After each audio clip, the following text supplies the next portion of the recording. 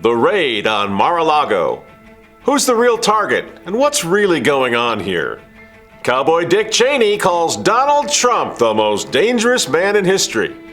The CDC changes its COVID-19 guidelines, making a total fool out of this guy. Plus, another bishop stands up for the traditional Catholics and issues a warning for those who do not. The plot thickens.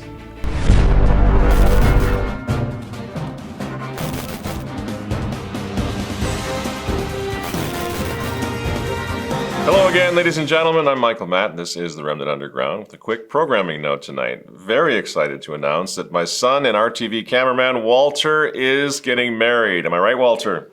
Yep. Absolutely. We're excited here. We talk a lot down here about uniting the clans, of course, but next Saturday we're going to do that. That's going to happen in a very literal sense when Walter will enter into marriage with Olivia Rao, who is the daughter of my old and dear friend of some 35 years, Dr. John Rao, who many of you obviously know. Very excited to announce that. I would ask you please just to remember Walter and Olivia in your prayers. And next Sunday, obviously, we're going to be rolling out a repeat episode of The Underground for obvious reasons. We won't be here. So keep that in mind, please. Now, to the news. Coincidences, right? Coincidences are in the news everywhere right now. Donald Trump's home. I mean, this is absolutely incredible. Everybody's talking about it. But that a former president of the United States would have his home raided by the FBI. Could you really come up with any more damning evidence of the fact that this country is on the fast track to hell right now, into a true banana republic than this? The home of the president, Mar-a-Lago, raided by the FBI. 2 months. Just 2 months before arguably the most important midterm elections in this nation's history. Come on, friends. There's more to this one, right? I mean, does anybody think there isn't? I'm sure there's just no connection to those from between this raid and the November elections. We got to pretend like there's no connection whatsoever. It's just a big old gigantic wacky coincidence, right? Merrick Garland and the boys are merely trying to do some good. All right, now let's do some good.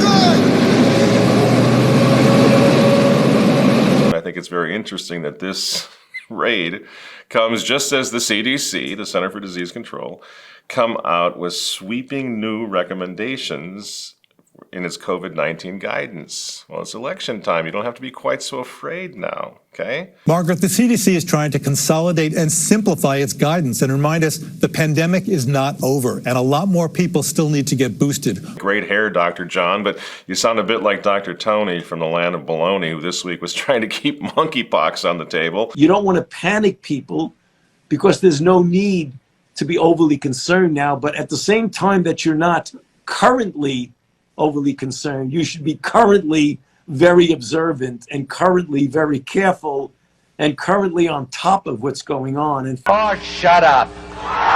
Right, Tony. How about we just don't currently give a rat's lower spinal extremity what you're talking about, what you're currently talking about, because it's bound to change anyway, you silly old man.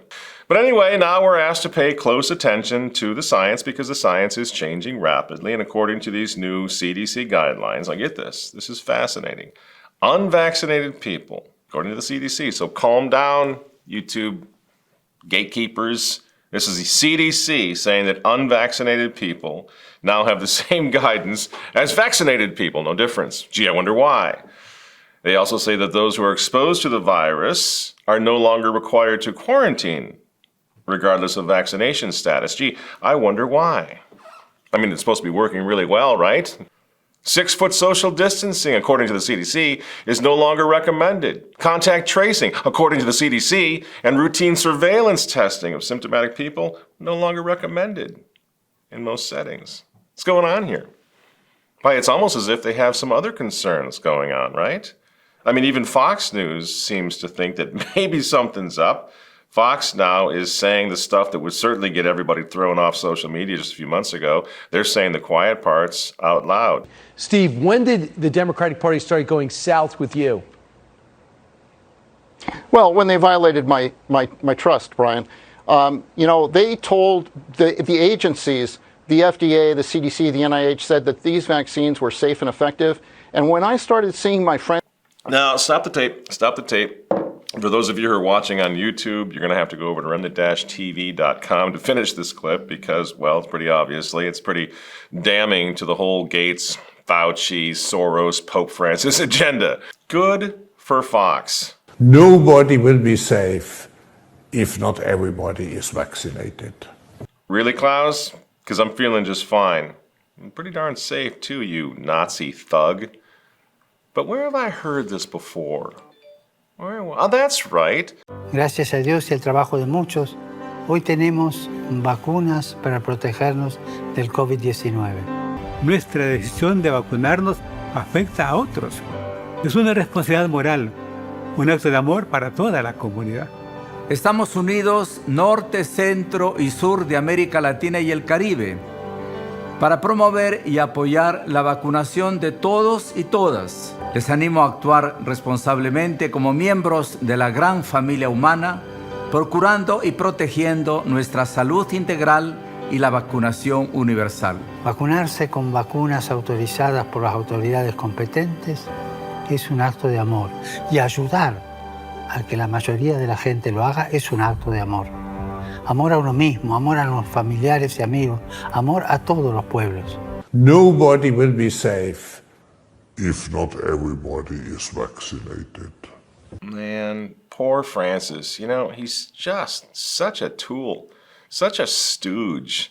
Sitting over there in the Vatican, regurgitating the drivel from Davos and pretending like it's real. It's no wonder that they're ginning things up in Taiwan, sending Nancy over for that little roadshow to Taiwan now, and of course, busting into Mar-a-Lago.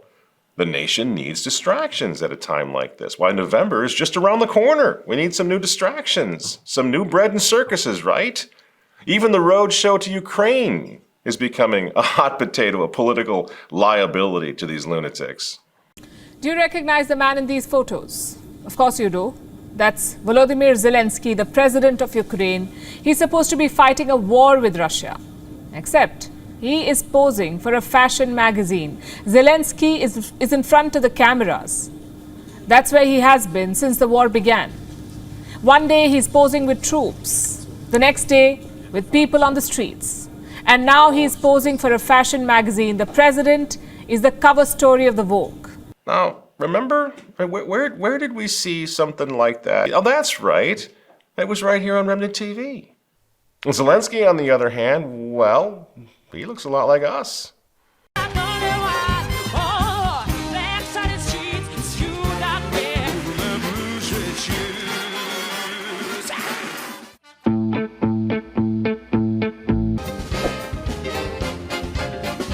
Anyway, he won his country's version of Dancing with the Stars. Yep, that actually is him dancing there. And here he is again, by the way, in even higher heels.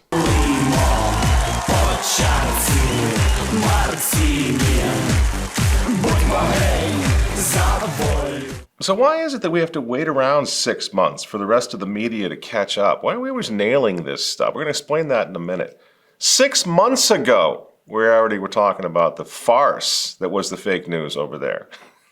And today now, even the New York Times is blasting Zelensky's reckless rampage, ticking off most of the world with his arrogant attitude, while Sky News is saying pretty much exactly what we were saying, again, March, 6 months ago. Now, I know I'm at odds with most of my colleagues on this station and our network guests on this next item, but I really feel I can't bite my tongue any longer.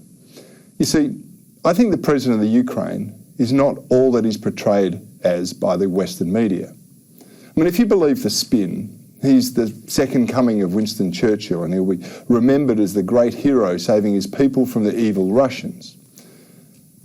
I'm the first to admit that Putin isn't a good guy either, but what the West glosses over is the terrible things that have happened to the primarily ethnic Russian people in parts of the Ukraine under Zelensky's rule. So back to this Mar-a-Lago thing, you know. The elections are looming. There's even talk that Trump has a pretty good shot at getting back in 2024. I'm not going to speculate on that. We'll see. But it's obviously time for a preemptive strike on the man the globalist cabal fears more than anything else on the planet. Remember? That's what 2020 was all about, making sure this guy never got back in. George Soros, how many times did we play that clip? Clearly, I consider the Trump administration a danger to the world, but I regard it as a purely temporary phenomenon that will disappear in 2020. They've been after this guy forever. Tonight I want to talk about why it is, once again, in case anybody has forgotten. You see what's happening down there in Mar-a-Lago? Do you still, those of you who are still with the conspiracy theory, he's one of them? You really think so? Are you ready to retract that now? Don't you understand why they're taking him down? How important it is that we understand what's really going on here? This is all a show to continue what they started in 2016. Russiagate, Hillary, everything else, the whole thing in 2020. And now they're really pulling out all the stops. Bring in the neocon extras. Get wardrobe over here right away. Get wardrobe over here right away. We're going to need a cowboy hat. In our nation's 246-year history, there has never been an individual who is a greater threat to our republic than Donald Trump. Can you believe this guy? Cowboy Dick? Over 1 million dead people in Iraq. Christians running for their lives for the past 20 years. Mass evacuations out of that country because of Cowboy Dick over here.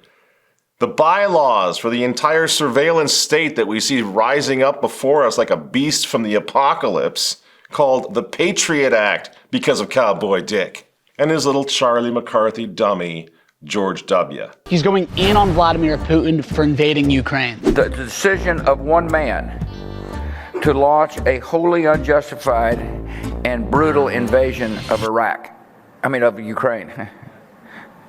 Iraq, too. Anyway. George Bush led the U.S. troops into Iraq after there was word that Iraq had weapons of mass destruction. So what happened there? There weren't weapons of mass destruction. Exactly. But it's Donald Trump, according to Cowboy Dick, who's the biggest threat this country has ever faced. You know what, Cowboy Dick? If you really want to find those weapons of mass destruction, all you got to do is look in a mirror. That's all you got to do. And you know what, friends? If for just a moment we can reflect on how long this fake news has been going on and how much we've been victimized by it and how much they're using terror and lies and fake news to accomplish their ends. You know what?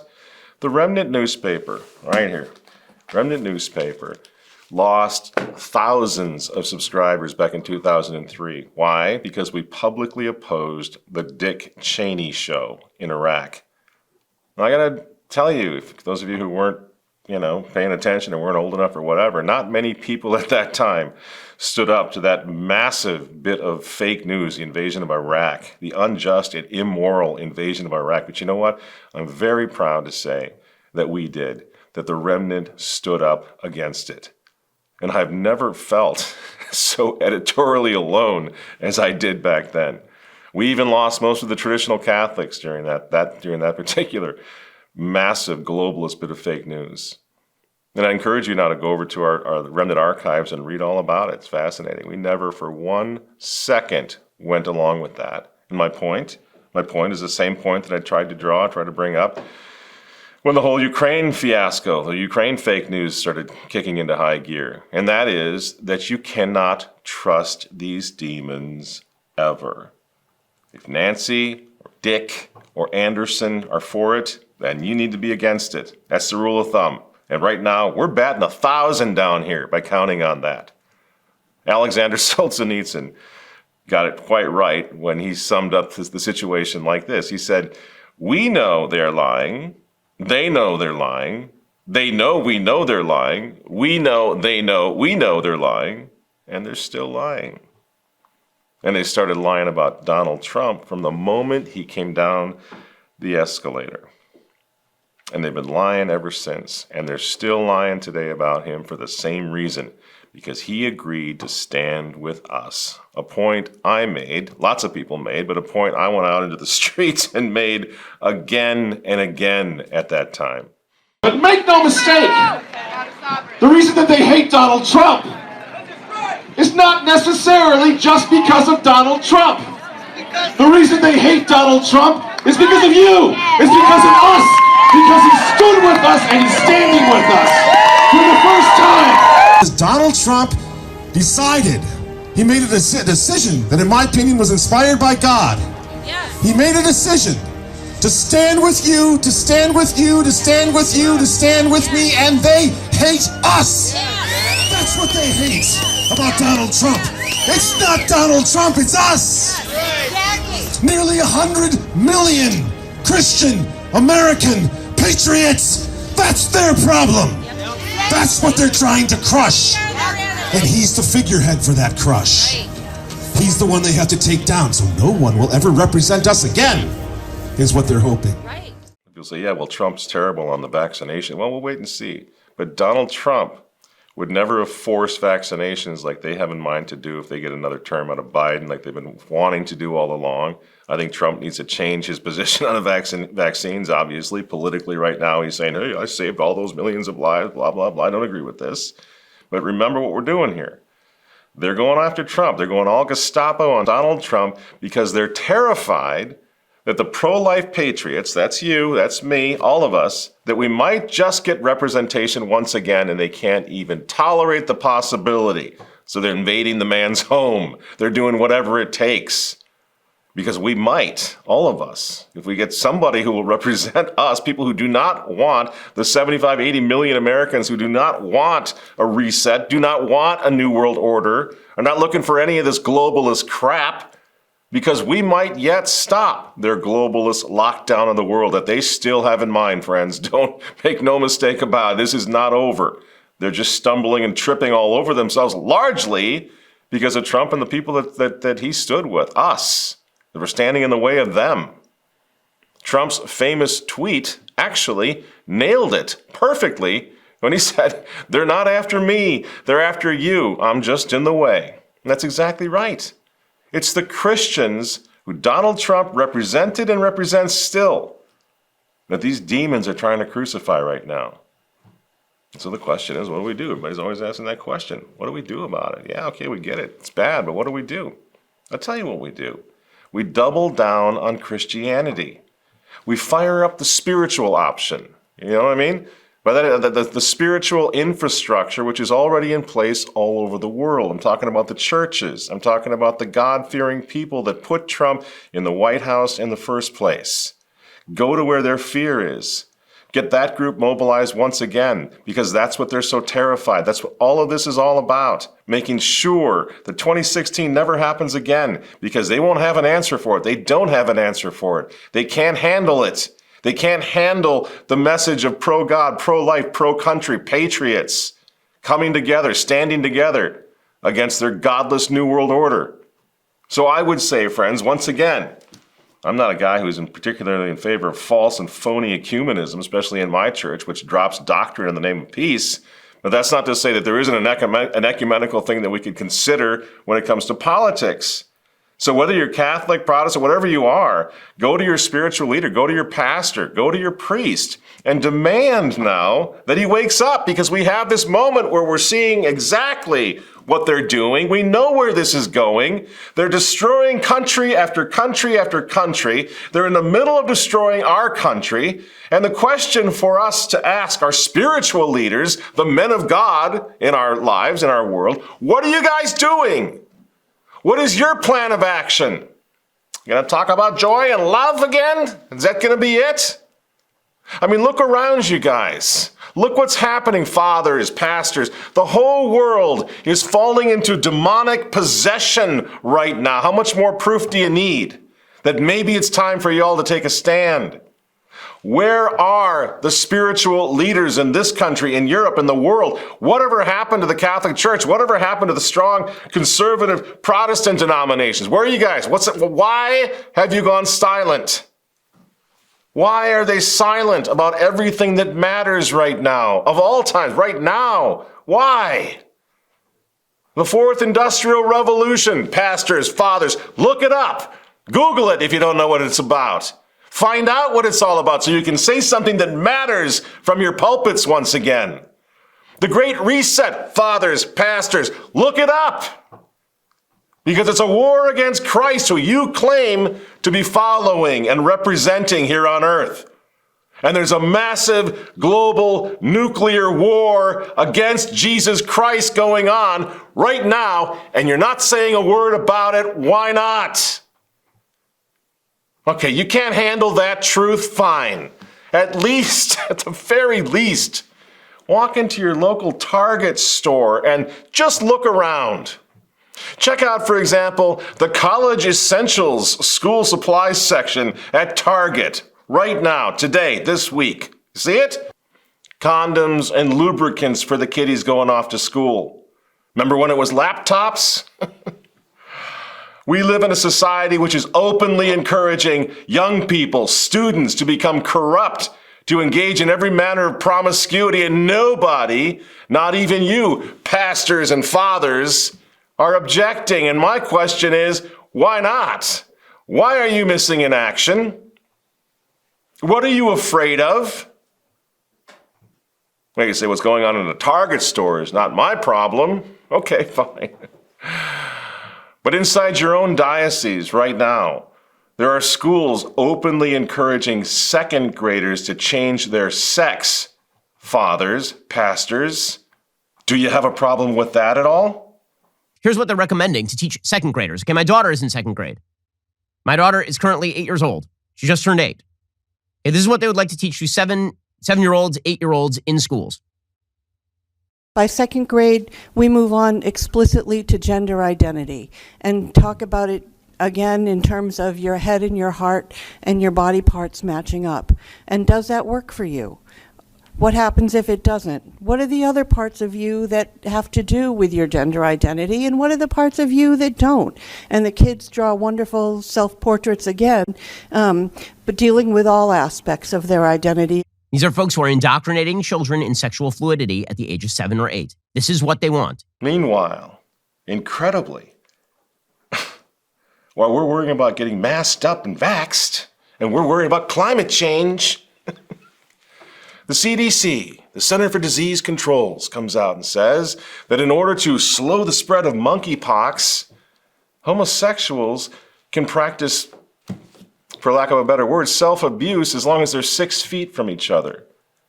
This obscenity is now finding its way into America's headlines all across the country.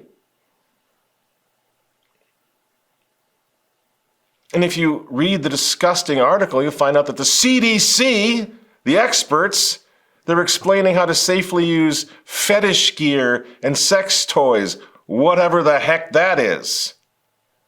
You see, now these are the same government experts, fathers and pastors, who told you, our religious leaders, to shut down our churches. And you obeyed. How is this not being obedient to the demonic? Tell me. Where's your line in the sand? When do you get involved in this fight?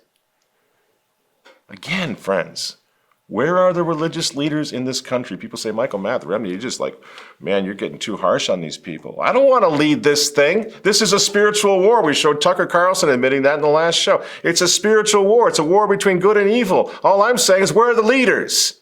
Where are the spiritual guys? Right? Where's the moral authority? Why are they all missing in action? They've been taking our money in the pews for decades. So tell me this. Why is it up to Ben Shapiro to sound the alarm on what's going on here? And our religious leaders, for the most part, sound like Pollyanna playing the glad game. Now, they claim to follow Jesus Christ. Do they remember what Jesus Christ had to say about those who scandalize little children? Well, those little children in our time, fathers and pastors, they've become the playthings of human devils inside of our own schools, on our playgrounds, in our libraries. And the successors of the apostles cannot be bothered to stand up for these little kids. Millions of them being destroyed, being adulterated, being hacked to pieces. And the best we can expect from you is another sermon about detraction or being uncharitable, calumny, global warming. Even the Pope is silent. When you see what's happening to kids nowadays, should they happen to make it past the abortion doctor, you see how now they're being hacked up in the second grade, kindergarten, maybe even sooner? Where's Francis? Oh, that's right. Francis is a busy guy. He's become a climate change superhero in a white cape, appealing to the most godless, abandoned little children, little generation in history, to save the world from climate change. Oggi la nostra madre terra geme e ci avverte che stiamo avvicinando a soglie pericolose. Voi siete forse l'ultima generazione che ci può salvare, non esagero. Oh, Francis, God help us. Give me a break. I know you sound so woke, and your little handlers in the Vatican are telling you that that's going to play and that's going to go over big in Peoria. But the rest of us, we know exactly where you're getting your talking points. Young people, you are rallying behind the global wealth tax. To limit global warming, you are demanding to halt to coal, oil, and gas exploration. No, actually, Klaus, you are calling for this. And then you tell the world that you are doing this for the children. You Nazi thug. And then Francis comes along and he repeats the Klaus Schwab line. And meanwhile, in case anyone's curious, this is what they look like.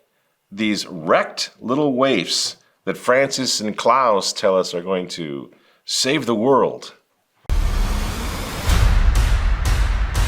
I first discovered drag at 13. Looks scary. Do you know what I am? No? I'm a drag queen. So you're gay? I am. Good question. I came out of the closet when I was 21 years old. What's coming out of the closet means? Everybody should try drag at least once. It's really fun. Even kids? Yeah. My advice to you is keep going. Learn your lyrics well. Yeah, I mean, speechless. Hey, talking about climate change, global warming. You look at something like what we just saw. That's what they're doing to kids. I mean, Jesus Christ said it would be better to fit them with millstones and toss them into the river, into the sea.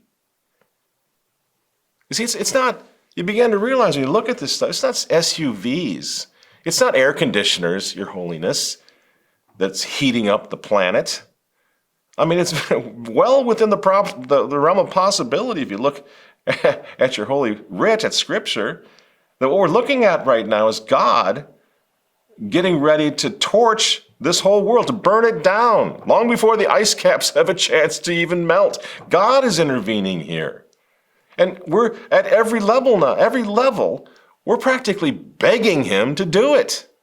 Prime Minister of New Zealand. She has allowed the most extreme abortion law in the world. Jacinda This is the Ardern. Prime Minister of New Zealand.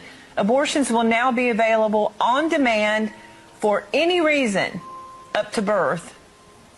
Sex-selective abortions will be legalized, meaning if you find out you're having a boy and you want a girl, you can abort the baby. The current 20-week limit for disability-selective abortion will be scrapped, and abortion will be available up to birth for disabilities including a cleft lip, a club foot, and Down syndrome.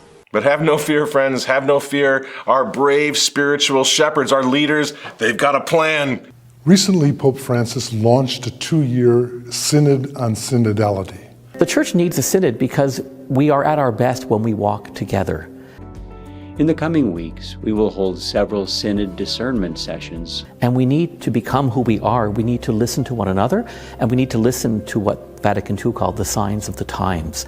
And synodality really is a process of listening. Nobody could possibly be that irrelevant by accident. Nobody could be that obtuse. Nobody could be that ridiculous. Listening, hearing, discerning, and acting. Think about it. Abortion, millions dead every year. Gay marriage, the whole institution of marriage destroyed, the family blown to hell. Transgenderism, transsexualism, transhumanism, sex trafficking, drugs, murder, global apostasy, war, a satanic new world order. And this is what we're getting from the Catholic Church. A worldwide synod? Yes, this is the way God works. As Pope Francis says, he's a God of surprises. These are no longer spiritual leaders. These are clowns in a demonic clown show. Mission and journey and pathways and accompaniment and any of the other gay little slogans that they like to trot out in place of doctrine and dogma and moral theology. So incredibly sick of it because it's on purpose. It's intentional. It's orchestrated apostasy. So we need to say to these guys, I'm sorry, whoever they are, whoever these creatures are, either man up or get the hell out of our churches. Because here in the real world, this is what we're all dealing with. This is what's coming, friends. Stel je nou eens voor dat met één druk op de knop jouw toegang tot sociale media-accounts kan worden ontzegd omdat je fake news hebt verspreid. Je rijbewijs niet meer geldig is omdat je in een te vervuilende auto rijdt. Je straks geen vliegticket meer kan boeken omdat je al te veel CO2 zou hebben uitgestoten. Of je de toegang tot het OV wordt ontzegd omdat je niet gevaccineerd bent. Het klinkt misschien onrealistisch, maar het is binnenkort allemaal mogelijk. Want de Europese Commissie kondigde in juni 2021 de officiële plannen aan voor een Europese digitale identiteit. Deze European Digital ID is een applicatie waarin al je persoonsgegevens centraal worden opgeslagen. Dan mag je simpelweg niets meer. De testfase gaat dit jaar in en de Nederlandse regering schrijft in het regeerakkoord dat ze het voortouw willen nemen in de ontwikkeling van deze digital ID. Wie zit hier nou in hemelsnaam op te wachten? En het World Economic Forum betoogt dat een digitale identiteit noodzakelijk is om een aantal redenen. Maybe it's time to turn back to God? Because that's what the godless have in mind for you. You think maybe it's time? And I would say this, as we say on practically every one of these episodes, do not count out the fact that in the face of such abject evil, we are going to be surprised by many good men who are going to step to the fore. So I'm not trying to disrespect the good priests and bishops out there, cardinals who are out there. There are many good ones who are going to stand up, good and holy men who are going to stand up. Some of them have already manned up. And I say, God bless you, your excellencies, your eminences, fathers, whoever you are. God bless you. Thank you, Archbishop Vigano. Thank you, Bishop Schneider and Strickland and the rest. Thank you, Pastor Pawlowski. Still a prisoner, but in his own home, Pastor Artur Pawlowski is on house arrest. I'm very grateful to be with my wife and my children and spend this time with them, but I'm still a prisoner. And most recently, thank you, Bishop Thomas J. Tobin of Rhode Island, for your courage in tweeting this out. I am convinced that if the church is to prosper in the present age, it cannot hesitate to embrace and support traditional Catholics, traditional liturgies, and traditional moral values. Do not conform yourself to this age. St. Paul warned the followers of Christ in Romans 12:2. God bless you, Your Excellency. Did you feel that, friends, when you heard those words, when you read those words? The words of Mother Church, an heroic pastor, unafraid to speak, casting off the shackles of collegiality and political correctness and wokeness and saying what needs to be said. A few more bishops, a few more cardinals would say that they could change the world. It's exactly right. It's the truth of Christ. We read it from the Bible itself. Do not conform, says St. Paul. Do not conform with the forces of darkness that are seeking to take control of the world, that are seeking to crucify Jesus Christ all over again. This is not just our fight. We must call on our spiritual shepherds like Bishop Tobin. God bless him. Call on them to lead this crusade. We will fall in. We will follow you. We will fight for you. Just finally call the crusade. Please, for God's sake, call the crusade now. And until they do, we as lay people will make our voice their conscience. That's why we're out here week after week, practically shouting at them, shouting at Francis. We will become your conscience until you do the right thing, until you come back to Christ. No one else will do it. We'll do it. People say, it'll never work. It'll never work. They don't care. They're all apostates. Really? Do you have a better plan? Do you have any better ideas on what we should do right now? Because it seems like a pretty good one to me. Let us also cry out, we who are living stones of the temple of God. Let us cry out with faith to the Lord so that he may give a voice to his disciples who today are mute, and so that the terrible theft for which the administration of the Lord's vineyard are responsible may be repaired. The Catholic Church, if it woke up tomorrow, if it woke up next week, it would change history. It would knock this globalist demonic cabal on its lower spinal extremity. It would be over. So it's a good idea to try to wake them up.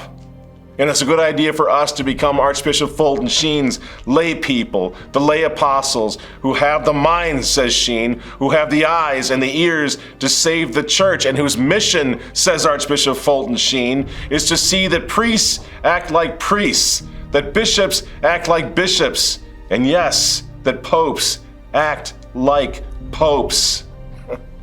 Excellencies, eminences, fathers, pastors, we're waiting. And so is God. Time is running out. Make your stand. Stand for Christ the King right now, and we will follow.